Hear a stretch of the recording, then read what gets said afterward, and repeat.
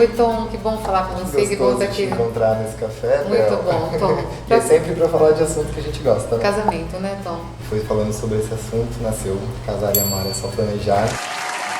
Como foi que você veio parar no mundo dos casamentos, Bel? Nossa, Tom, foi uma amiga que viu que eu tinha jeito pra essa coisa e ela me convidou a organizar o casamento dela, um casamento enorme, Tom, de 600 Mas você pessoas. nunca tinha feito nada? Nunca, Tom, nunca nem sabia o que era cerimonial. Comecei a pesquisar, comecei a fazer cursos, participei de congressos e tal, e comecei a tomar jeito pela coisa, assim, com mais consistência, né? Quantos anos já nesse mundo? 15 anos, Tom. 15 anos aprendeu muita coisa. Bastante, já, né? Tom, bastante. Aprende muito com os cursos, né, Bel? Mas a gente aprende muito na prática. Na prática também. é melhor, então a gente agora tem condições de até ajudar outras pessoas e passar dicas para outras pessoas de como a gente aprendeu. E foi assim que a gente se inspirou para esse Exatamente. projeto tão E maravilhoso. você, Tom? Você é tão novinho, como que você começou? Com 14 anos de idade. Nossa, Tom. Antes disso ainda eu já vi as noivas entrando lá na minha casa, porque meu irmão tinha uma produtora de vídeo. Eu sempre estava lá, de olho, querendo participar.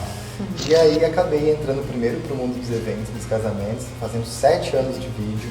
Nossa. Depois me formei, saí um pouquinho da área, fui trabalhar na TV, mas eu não aguentei ficar longe. E quanto tempo já você é fotógrafo de casamento, Tom? 6 anos, Bel. Porque nesse tempo todo, e de tantas coisas que a gente já viu, a gente consegue saber se vai funcionar, se não vai funcionar, e aí que a gente consegue dar essas dicas legais e ajudar o nosso cliente. E aí por isso que a gente está com esse Juntando projeto, essas né? ideias, né, Bel? A gente conseguiu então fazer com que o nosso projeto acontecesse, Sim, né? Toda sim. semana entrando um vídeo novo no ar. Então é importante sempre que a gente encontrar as pessoas que estão aí acompanhando o nosso trabalho, frisar, pedir, convidar para que todos comecem a se inscrever no nosso canal do YouTube, né, Bel? Ah, é bom que todos se inscrevam, que todos deem o joinha lá pra gente, que façam comentários, perguntas. É, porque esses comentários vão falar pra gente quais são as principais dúvidas que eles têm.